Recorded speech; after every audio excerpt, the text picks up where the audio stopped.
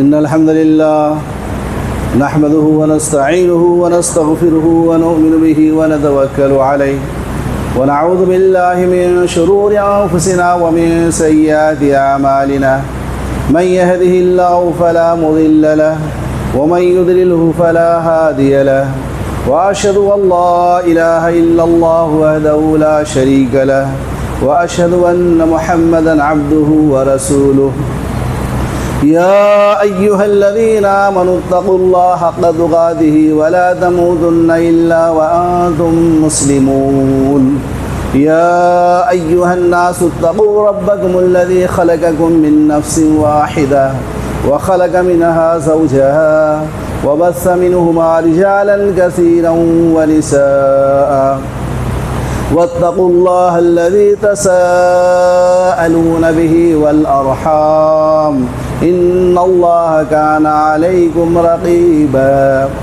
يا أيها الذين آمنوا اتقوا الله وقولوا قولا سديدا يصلح لكم أعمالكم ويغفر لكم ذنوبكم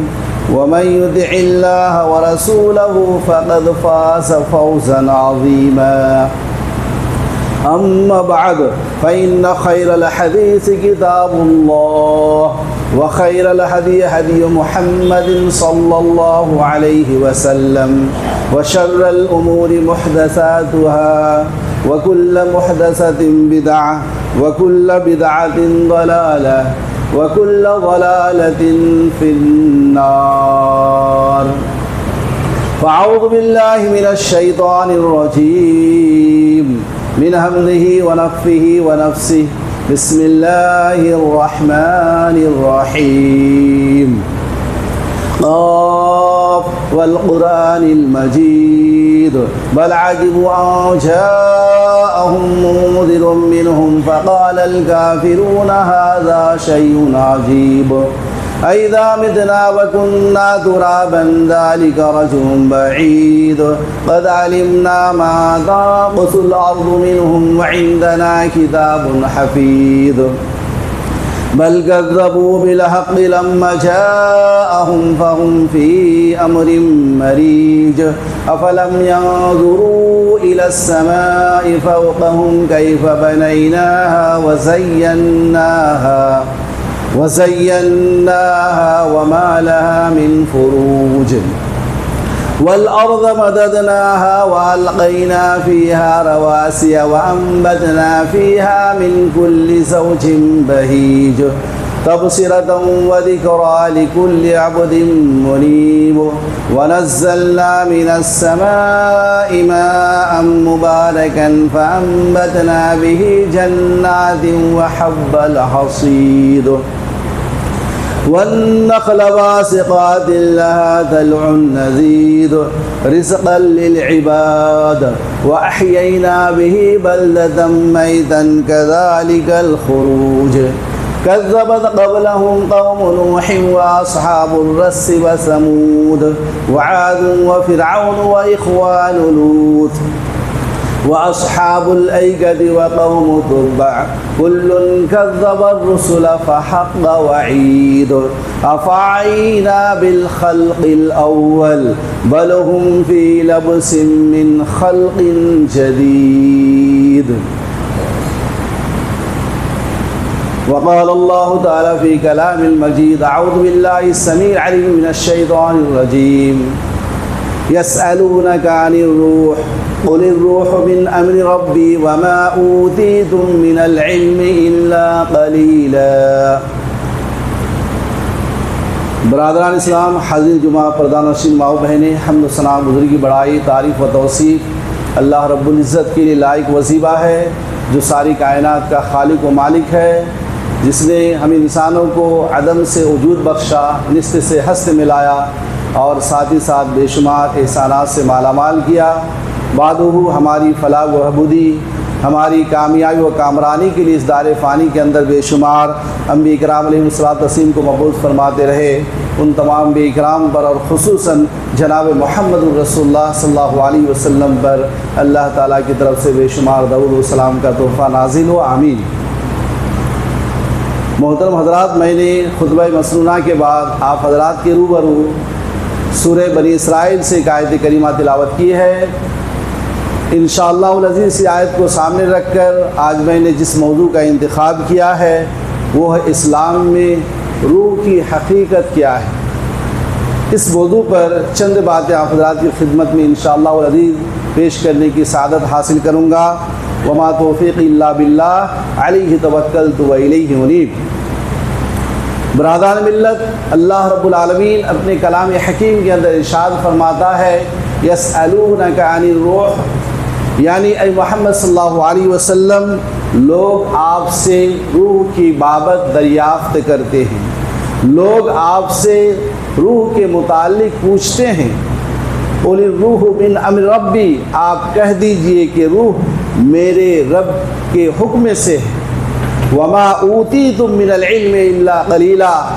اور تجھے بہت ہی کم علم دیا گیا ہے، تجھے بہت ہی تھوڑا علم دیا گیا ہے۔ حضرات، اس آیت کا پس منظر یہ ہے کہ ایک دفعہ رسول اللہ صلی اللہ علیہ وسلم یہودیوں کی ایک جماعت کے پاس سے گزرے۔ آپ صلی اللہ علیہ وسلم کا گزر یہودیوں کے ایک وفد کے پاس سے ہوا، تو انہوں نے سوال کیا، انہوں نے پوچھا کہ اے محمد صلی اللہ علیہ وسلم، اگر آپ سچے نبی ہیں، اگر آپ برحق رسول ہیں تو روح کی حقیقت بتائیے، روح کی اصلیت بتائیے۔ تو اس وقت اللہ تعالیٰ نے جبرائیل علیہ السلام کے ذریعے جناب محمد رسول اللہ صلی اللہ علیہ وسلم پر یہ آیت کریمہ نازل فرمائی کہ اے محمد،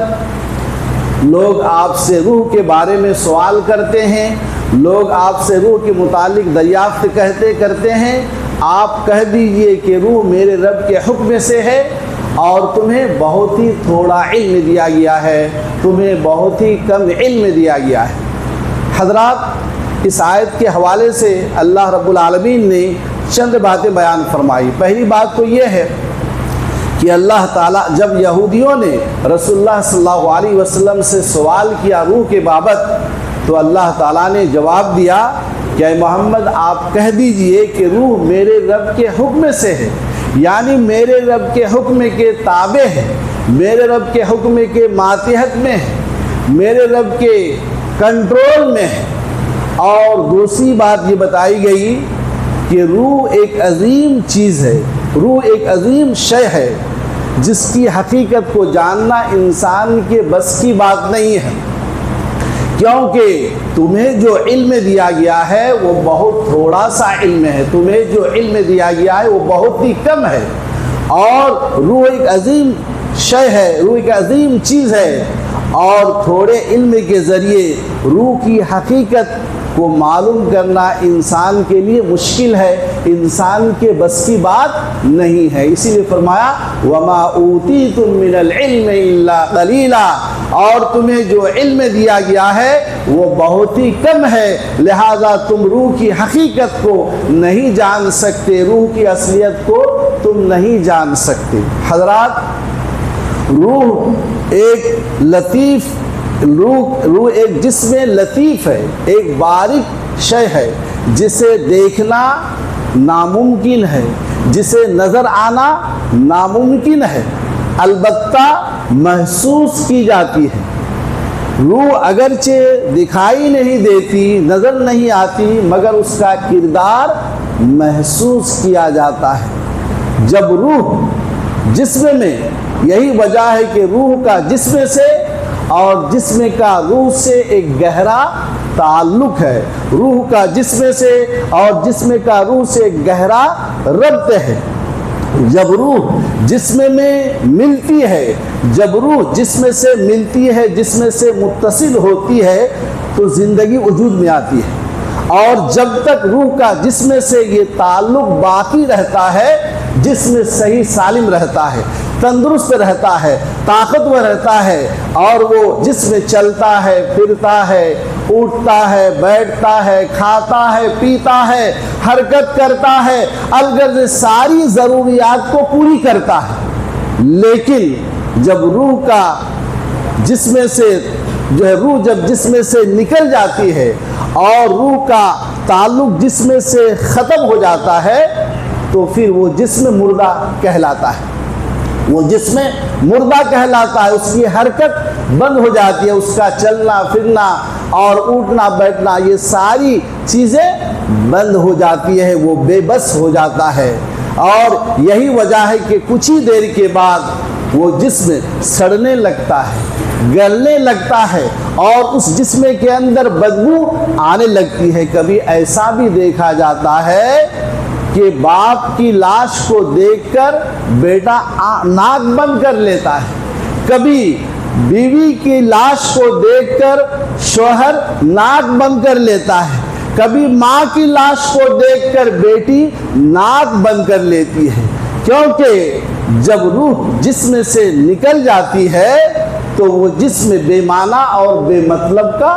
हो जाता है, वो किसी काम का नहीं होता है। हज़रात गिरामी, अल्लाह रब्बुल आलमीन ने जिस्म से पहले रूहों को पैदा किया है। अल्लाह ताला ने जिस्म से पहले रूहों को बनाया है। चुनांचे मुस्नद अहमद की हदीस है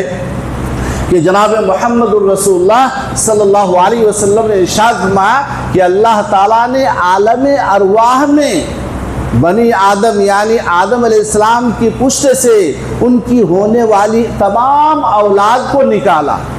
रूह की शक्ल में निकाला और उन सब को उनके सामने फैला दिया और उनसे पूछा, अलस्तु बिरब्बिकुम, क्या मैं तुम सबका रब नहीं हूँ? क़ालू बला शहिदना अन तक़ूलू यौमल क़ियामति इन्ना कुन्ना अन हाज़ा गाफ़िलीन। तो सब ने, तमाम रूहों ने बैक ज़बान होकर कहा कि हम आपके रब होने की गवाही देते हैं, आप हमारे रब हैं। अल्लाह ताला ने फरमाया कि ये आलम अरवाह में अल्लाह ने तमाम रूहों से अपनी रुबूबियत की गवाही इसलिए लिया ताकि वो ये उज़्र पेश न कर सके कि इन्ना कुन्ना अन हाज़ा गाफ़िलीन, कि हम जो है इससे बिल्कुल बेखबर थे, हमें तौहीद का इल्म नहीं था, हमें शिर्क का इल्म नहीं था, इसलिए हम अनजाने में शिर्क के मुर्तकिब हुए। इस उज़्र को ख़त्म करने के लिए। और दूसरा उज़्र, इन्नमा अशरका आबाउना, कि हमारे बाप दादा शिर्क क्या करते थे, इसलिए हम भी देखा देखी शिर्क करके आए हैं, लिहाजा उनकी वजह से हमें अज़ाब न दिया जाए। इन दो उज़्रों को ख़त्म करने के लिए अल्लाह ताला ने तमाम इंसान से आलम अरवाह में अपनी रुबूबियत का इकरार लिया और सब ने इकरार किया कि हम आपके रब होने का इकरार करते हैं। इसी तरीके से सही बुखारी और सही मुस्लिम की हदीस भी है। अल्लाह के नबी सल्लल्लाहु अलैहि वसल्लम ने इरशाद फरमाया, अल अरवाह जुनूदुन मुजन्नदा, यानी अल्लाह ताला ने तमाम अरवाह को, तमाम रूहों को आलम अरवाह में पैदा किया और उनको एक साथ रखा, उन सबको एक साथ रखा। वहाँ पर जिन रूहों की एक दूसरे से मुलाकात हुई, वहाँ पर जो रूहें एक दूसरे से मिली और एक दूसरे से मुतारिफ हुई, दुनिया में भी वो रूहें एक दूसरे से मुलाकात करती हैं, एक दूसरे से मिलती हैं और एक दूसरे से मुतारिफ होती हैं। लेकिन आलम अरवाहों में जिन रूहों की आपस में मुलाकात नहीं हुई, जो रूहें आपस में एक दूसरे से मुतारिफ नहीं हुई, एक दूसरे से नहीं मिली, वो रूहें दुनिया में भी आपस में एक दूसरे से मुलाकात नहीं होती है, एक दूसरे से मुतारिफ नहीं होती है, एक दूसरे से नहीं मिलती है। हज़रात गिरामी, तो मालूम ये हुआ, अब सवाल ये है कि अल्लाह ताला ने, अब सवाल यह है कि अल्लाह ने पहले जिस्म को पैदा किया या रूह को पहले पैदा किया? उसका जवाब यह है कि अल्लाह ताला ने सबसे पहले जिस्म को पैदा किया। रूह का जो है जिस्म से जो है रूह का, सही मुस्लिम की हदीस, अल्लाह ताला ने जिस्म से पहले रूहों को पैदा किया, जैसा कि अभी आपने जो हदीसों से आपको मालूम हुआ। अब सवाल यह है कि रूह का रिश्ता जिस्म से कब होता है, रूह का रिश्ता जिस्म से कब शुरू होता है? ये इतनी सी बात मालूम हो गई कि अल्लाह ने रूहों को सबसे पहले पैदा किया, उसके बाद जिस्म को पैदा किया। लेकिन रूहों का रिश्ता जिस्म से कब शुरू होता है? اس کا جواب یہ ہے کہ بچہ جب رحم مادر میں ہوتا ہے تو 4 مہینے کے بعد روح کا رشتہ جسم سے قائم ہوتا ہے، روح کا رشتہ جسم سے شروع ہوتا ہے۔ چنانچہ اس تعلق سے صحیح بخاری کی حدیث بھی ہے کہ اللہ کے نبی صلی اللہ علیہ وسلم نے ارشاد فرمایا کہ تم میں سے ہر شخص اپنی ماں کے رحم میں 40 روز تک نطفے کی شکل میں رہتا ہے، 40 روز تک نطفے کی شکل میں رہتا ہے، پھر 40 روز کے بعد جمع ہوا خون کی شکل میں رہتا ہے، پھر 40 روز کے بعد جو ہے گوشت کے لتھڑے کی شکل میں رہتا ہے، پھر اللہ تعالیٰ اس کی طرف جو ہے 4 بات، ایک فرشتے کو 4 باتیں دے کر بھیجتا ہے، اور فرشتہ اس کے عمل کو لکھتا ہے، اس کی جو ہے عمر کو لکھتا ہے، اور اس کے جو ہے جنتی اور جہنمی ہونے کو لکھتا ہے، اور اس کی روزی کو لکھ دیتا ہے۔ اس کے بعد اس بچے کے اندر روح ڈال دی جاتی ہے، اس بچے کے اندر روح ڈال دی جاتی ہے۔ تو معلوم یہ ہوا کہ روح کا یہ رشتہ جو ہے رحم مادر سے شروع ہوتا ہے، روح کا یہ رشتہ جسم سے رحم مادر میں قائم ہوتا ہے، اور یہ رشتہ موت تک قائم رہتا ہے، یہ رشتہ موت تک باقی رہتا ہے۔ لیکن قرآن کریم نے اس بات کا ذکر کیا ہے کہ ہر دن اور ہر رات روح جسم سے نکل جاتی ہے، ہر دن اور ہر رات روح جسم سے نکلتی ہے، جسم سے الگ ہو جاتی ہے، لیکن اس کے باوجود روح کا رشتہ جسم سے باقی رہتا ہے۔ چنانچہ اللہ رب العالمین نے اس حقیقت کو یوں بیان فرمایا ہے، سورہ زمر کے اندر اللہ یتوفی الانفس حین موتها واللتی لم تمت فی منامها، یعنی اللہ تعالیٰ ان روحوں کو قبض کرتا ہے جس پر اللہ نے موت کا فیصلہ کر چکا ہے، اللہ تعالیٰ ان روحوں کو قبض کرتا ہے جس پر موت کا فیصلہ ہو چکا ہے، اور جن پر موت کا فیصلہ نہیں ہوا ہے، لیکن جن پر موت کا فیصلہ ہو چکا ہے ان روحوں کو اللہ تعالیٰ روکے رکھتا ہے، اور جن روحوں پر موت کا فیصلہ نہیں ہو چکا ہے اسے مقررہ مدت کے لیے چھوڑ دیتا ہے، اسے مقررہ مدت کے لیے چھوڑ دیتا ہے۔ تو معلوم یہ ہوا کہ ہر دن اور ہر رات جو ہے انسان کے جسم سے روح نکلتی ہے، الگ ہوتی ہے، لیکن نکلنے اور الگ ہونے کے باوجود روح کا رشتہ جسم سے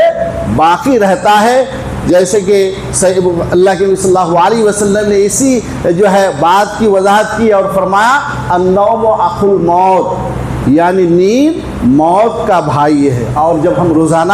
سوتے ہیں تو یہی دعا پڑھتے ہیں، اللہم بسمک اموت واحیا، اے اللہ میں تیرے نام کے ساتھ مرتا ہوں، اور اللہم بسمک اموت واحیا، اور زندہ ہوتا ہوں۔ یہ دعا پڑھ کر ہم سوتے ہیں۔ تو یہاں پر موت کو جو ہے سونے کو بھی موت سے تعبیر کیا گیا ہے کہ جب بندہ مومن سوتا ہے تو یہ دعا پڑھتا ہے اللہم بسمک اموت واحیا، اے اللہ میں تیرے نام کے ساتھ مرتا ہوں اور تیرے نام کے ساتھ زندہ ہوتا ہوں۔ اور جب بیدار ہوتا ہے بندہ مومن تو کہتا ہے الحمدللہ الذی احیانا بعدما اماتنا والیہ النشور، سب تعریف اس اللہ کے لیے جس نے ہمیں مرنے کے بعد دوبارہ مرنے کے بعد زندہ کیا، اور اسی کی طرف ہمیں لوٹ کر جانا ہے، اسی کی طرف ہمیں لوٹ کر جانا ہے۔ حضرات گرامی، تو معلوم یہ ہوا کہ جب انسان سو جاتا ہے تو اس کی روح کو بھی اللہ تعالیٰ قبض کر لیتا ہے، لیکن اگر اس پر موت کا فیصلہ نہیں ہوا ہے تو وہ اس روح کو واپس کر دیتا ہے، اور جس پر موت کا فیصلہ ہو چکا ہے اس روح کو اللہ تعالیٰ اپنے قبضے میں رکھتا ہے، اس روح کو اللہ تعالیٰ قبض کر لیتا ہے۔ حضرات اسی طریقے سے یہ بات بھی یاد رہے کہ جس طرح جسم بیمار پڑتا ہے، انسان کا جسم جس طرح بیمار پڑتا ہے، کمزور ہوتا ہے، جسم کو بھوک لگتی ہے، پیاس لگتی ہے، روح بھی بیمار پڑتا ہے، روح بھی کمزور ہو جاتا ہے، روح کو بھی بھوک لگتی ہے اور प्यास लगती है। अलगर्ज जो कैफियत जिस्म पर गुजरती है वही कैफियत रूह पर भी गुजरती है। अब सवाल यह है कि रूह की ग़िज़ा क्या है? जब जिस्म की ग़िज़ा तो हम खाते हैं पीते हैं, ये जिस्म की ग़िज़ा है, तो जिस्म जो है हमारा सेहतमंद हो जाता है। लेकिन रूह की ग़िज़ा क्या है? तो रूह की ग़िज़ा जो है इबादत है, रूह की ग़िज़ा तिलावत कुरान है, रूह की ग़िज़ा नमाज है, रूह की ग़िज़ा ज़िक्र इलाही है। जिस कदर इंसान जो है कुरान की तिलावत करेगा, ज़िक्र इलाही करेगा, इबादत और बंदगी करेगा, उसी कदर रूह को ताकत हासिल होगी, उसी कदर रूह को तवानाई हासिल होगी। लिहाजा अगर हम चाहते हैं कि हमारे रूह को तक़वियत मिले, ताकत हासिल हो, तो हम इबादत करें और नमाज कायम करें, ज़िक्र इलाही करें, कुरान की तिलावत करें। इसी का नाम रूह राहत ज़िंदगी है। यानी रूह अगर इत्मीनान है, रूह को अगर सुकून है, तो उसी का नाम राहत ज़िंदगी है, सुकून ज़िंदगी है और इत्मीनान ज़िंदगी है। अगर रूह बीमार है, कमज़ोर है, तो इंसान की ज़िंदगी खुशी से महरूम है। इंसान की ज़िंदगी क्या है? खुशी से महरूम है। इसलिए इंसानी ज़िंदगी की खुशी का दारोमदार रूह पर है। चुनांचे अल्लाह ताला ने इसी बात को कुरान करीम के अंदर वाज़े किया है, अल्लज़ीना आमनू व तत्मइन्नु कुलूबुहुम बिज़िक्रिल्लाह अला बिज़िक्रिल्लाह तत्मइन्नुल कुलूब। यानी जो लोग ईमानदार हैं, जो अहले ईमान हैं, उनके दिल अल्लाह के ज़िक्र से मुतमईन होते हैं, उनके दिलों को अल्लाह के ज़िक्र से तसल्ली होती है। अला बिज़िक्रिल्लाहि तत्मइन्नुल कुलूब। अल्लाह फरमाता है, सुनो, याद रखो, अल्लाह के ज़िक्र से ही दिलों को तसल्ली हासिल होती है। अगर तुम रूह को तसल्ली देना चाहते हो तो अल्लाह के ज़िक्र में, अल्लाह के फ़िक्र में अपनी ज़िंदगी को गुजारो। अगर तुम अल्लाह की ज़िक्र में, अल्लाह की फ़िक्र में, कुरान की तिलावत में, नमाज कायम करने में जो है ज़िंदगी गुजारोगे, तो तुम्हारी रूहों को तसल्ली हासिल होगी, तुम्हारे रूहों को इत्मीनान और सुकून हासिल होगा। लिहाजा हमें चाहिए कि हम अपनी ज़िंदगी को ज़िक्र इलाही में गुजारें। हज़रात गिरामी, लेकिन अगर आज देखा जाए तो इंसान का सारा फोकस जिस्म पर है, बॉडी पर है। हर इंसान अपने जिस्म को संवारता है, खूबसूरत बनाता है, ताकतवर बनाता है। इंसान को अपने जिस्म के बारे में बड़ी फिक्र है कि मैं कैसे तंदुरुस्त बनूं और मेरा जिस्म कैसे खूबसूरत बने। इसीलिए सुबह से शाम तक इंसान अपने जिस्म पर मेहनत करता है और उसको संवारता है, उसको खूबसूरत बनाता है। लेकिन यही वजह है कि आज आप देखेंगे कि जगह जगह ब्यूटी पार्लर है, जगह जगह हस्पताल है। ये हस्पताल और ये ब्यूटी पार्लर क्यों कायम किया गया है? इंसान इसके ज़रिए अपने जिस्म को संवारता है, इंसान इसके ज़रिए अपने जिस्म को खूबसूरत बनाता है, अपने जिस्म को ताकतवर बनाता है। लेकिन अफसोस है इंसान पर कि वो जिस्म का तो इलाज करता है लेकिन रूह का इलाज नहीं करता है। अपने जिस्म को संवारता है लेकिन रूह को संवारने की फिक्र नहीं। इंसान अगर रूह बीमार है तो इंसान जिस्मानी एतबार से सेहतमंद होने के बावजूद बीमार है। अगर रूह कमज़ोर है, अगर रूह बीमार है, तो इंसान जिस्मानी एतबार से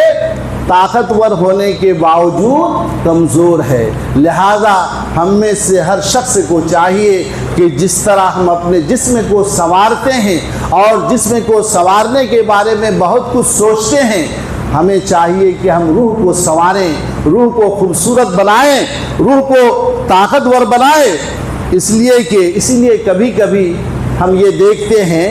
कि बड़े बड़े डॉक्टर भी खुदकुशी कर लेते हैं, बड़े बड़े किसान भी خودکشی کر لیتے ہیں اور خودکشی کی موت مر جاتے ہیں۔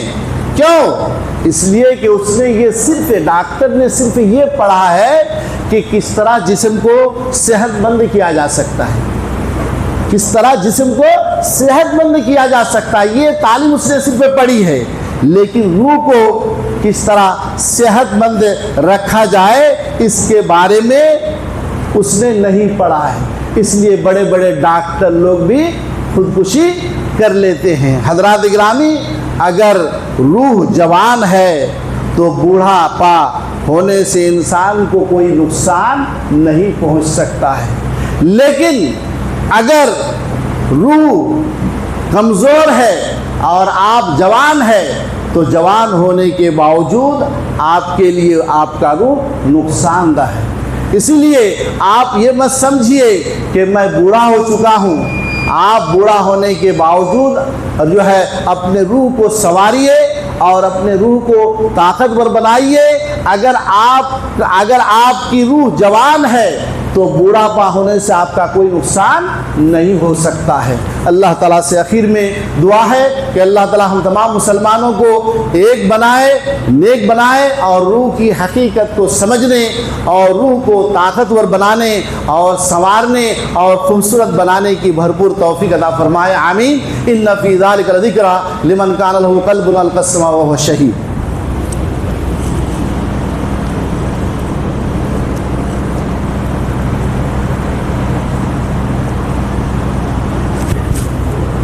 ان الحمد لله نحمده ونستعينه ونستغفره ونؤمن به ونتوكل عليه ونعوذ بالله من شرور انفسنا ومن سيئات اعمالنا من يهده الله فلا مضل له ومن يضلله فلا هادي له واشهد ان لا اله الا الله وحده لا شريك له واشهد ان محمدا عبده ورسوله ان اللہ وملائکتہ یصلون علی النبی یا ایہا الذین آمنوا صلوا علیہ وسلموا تسلیما اللہم صل علی محمد وعلی آل محمد کما صلیت علی ابراہیم وعلی آل ابراہیم انک حمید مجید اللہم بارک علی محمد وعلی آل محمد کما بارکت علی ابراہیم وعلی آل ابراہیم انک حمید مجید عباد اللہ رحمنی ورحمکم اللہ ان اللہ یعمر بالعدل والإحسان وإيتاء ذي القربى والفحشاء والمنكر والبغي يعظكم لعلكم تذكرون اذكروا الله يذكركم وادعوه يستجب لكم ولذكر الله أكبر والله يعلم ما تصنعون۔